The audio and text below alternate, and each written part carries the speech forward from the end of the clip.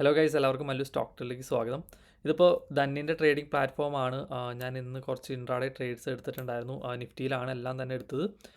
Almost എല്ലാം തന്നെ ലോസിലാണ്. ഇവിടെ നമുക്ക് നോക്കിയാൽ കാണാം 25,000, 14,000, പിന്നെ ഒരു 500 റുപ്പീസിൻ്റെ ലോസാണ് വന്നിട്ടുള്ളത്. ഓവറോൾ നോക്കുമ്പോൾ ഒരു 40,000 റുപ്പീസിൻ്റെ ലോസ് വന്നിട്ടുണ്ട്.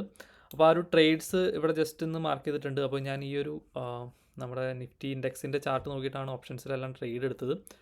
ഇവിടെ നമുക്ക് ഫസ്റ്റ് ട്രേഡ് വരുന്നത് ഈ ഒരു സെക്ഷനിലാണ്. ഇന്നത്തെ മാർക്കറ്റ് നോക്കുവാണെങ്കിൽ ഫുൾ ഒരു ഡൗൺ സൈഡ് ആയിരുന്നു. ഞാൻ എഗെയിൻസ്റ്റ് ദ മാർക്കറ്റ് ട്രെൻഡിലാണ് ഞാനൊരു ട്രേഡ് എടുത്തത്. ഞാനൊരു കോൾ ഓപ്ഷൻ ഇവിടെ വെച്ച് ബൈ ചെയ്തു.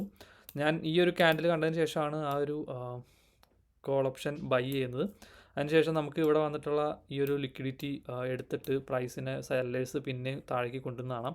അപ്പോൾ ഈ ഒരു ക്യാൻഡലിൻ്റെ ക്ലോസിങ്, അതായത് ഞാൻ സ്റ്റോപ്പ് ലോസ് ഇവിടെയാണ് പ്രതീക്ഷിച്ചെങ്കിലും എനിക്ക് ക്ലോസ് ചെയ്യാൻ പറ്റിയത് ഇവിടെയായിരുന്നു.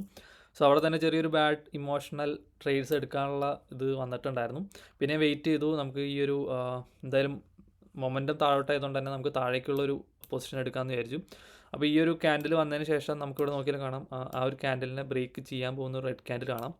അപ്പോൾ അവിടെ ഞാനൊരു ഫോമോ എൻട്രി, അതായത് മിസ് ഔട്ട് ആവാണ്ടിരിക്കാൻ, ആ ഒരു ബ്രേക്ക് ഡൗൺ മിസ് ഔട്ട് ആവാണ്ടിരിക്കാൻ വേണ്ടിയിട്ട് ഈ ഒരു ട്രെൻഡ് ലൈൻ ബ്രേക്ക് ചെയ്യാതെ തന്നെ ഞാൻ ഇവിടെ വെച്ചിട്ട് ഒരു പുട്ട് ഓപ്ഷൻ ബൈ ചെയ്തു. അത് എനിക്ക് തോന്നുന്നു ഒരു 5 മിനിറ്റ്സിൽ തന്നെ എൻ്റെ സ്റ്റോപ്പ് ലോസ് അടിച്ചു. ഇതിന് എബോവ് തന്നെയാണ് സ്റ്റോപ്പ് ലോസ് വെച്ചത്. അതുകൊണ്ട് തന്നെ നമുക്ക് ഒരു 14,000 ലോസ് വന്നത്. അപ്പോൾ ഇതിന് ആ ഒരു കറക്റ്റ് സ്റ്റോപ്പ് ലോസിൽ എൻഡ് ചെയ്തു. അല്ലെങ്കിൽ നമുക്കിവിടെ നോക്കി കാണാം കുറച്ചുകൂടി മുകളിലോട്ട് പോകുന്നതുകൊണ്ട് ലോസ് കൂടത്തുള്ളൂ.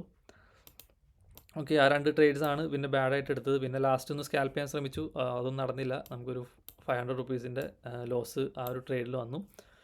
മൊത്തത്തിൽ ഇന്ന് ആക്ച്വലി ഒരു ഡൗൺ ട്രെൻഡ് ആയിരുന്നു. നമ്മൾ സെൽ ഓൺ റൈസ് എന്നുള്ളൊരു സംഭവം വെച്ച് നോക്കിയിട്ടുണ്ടായിരുന്നെങ്കിൽ നമുക്ക് അങ്ങനെ കുറച്ച് പൈസ ഉണ്ടാക്കാൻ പറ്റിയേനെ. പക്ഷേ നമ്മുടെ ഫസ്റ്റ് ട്രേഡ് തന്നെ പോയപ്പോൾ തന്നെ പിന്നെ എങ്ങനെയും ലോസ് റിക്കവർ ചെയ്യാനുള്ളൊരു മൈൻഡ് സെറ്റ് എനിക്ക് ആ ഒരു ടൈമിൽ വന്നു. ശരിക്കും അത് വരാൻ പാടില്ല. എന്നാലും ഈ ഒരു 3 ട്രേഡ്സിൽ ഭാഗത്തിന് എക്സിറ്റ് ചെയ്തു. 40,000 ആണ് ലോസ് വന്നിട്ടുള്ളത്. കുഴപ്പമില്ല, നമുക്ക് ഇനിയും ദിവസമുണ്ട്. നമ്മൾ ഇനിയും റിവെഞ്ച് ട്രേഡ് എടുക്കാതെ ലെവൽസ് അനുസരിച്ച് ട്രേഡ് എടുക്കുന്നതായിരിക്കും.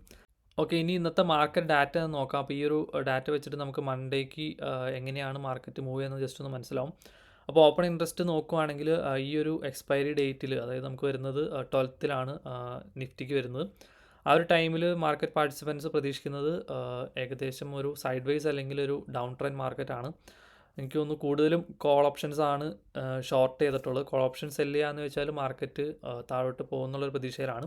പിന്നെ നെക്സ്റ്റ് എക്സ്പയറി നോക്കുവാണെങ്കിൽ നമുക്ക് തിരിച്ചാണ്, അതായത് ഒരു 19 സെപ്റ്റംബറൊക്കെ വെച്ച് നോക്കുമ്പോൾ മാർക്കറ്റ് തിരിച്ച് കയറുമെന്നാണ് മാർക്കറ്റ് പാർട്ടിസിപ്പൻസ് പ്രതീക്ഷിക്കുന്നത്. ഏകദേശം PCR ഒക്കെ 1 എബോവ് വന്നിട്ടുണ്ട്. സോ ഈ നിലവിലത്തെ, അതായത് കറണ്ട് എക്സ്പയറി നോക്കുമ്പോൾ നമുക്ക് ഡൗൺ ട്രെൻഡ് തന്നെയാണ് കാണിക്കുന്നത്. മേ ബി കുറച്ചുകൂടി ഡൗൺ ട്രെൻഡ് വന്നിട്ട് ചെറിയൊരു അപ്സൈഡ് വരാൻ ചാൻസ് ഉണ്ട്.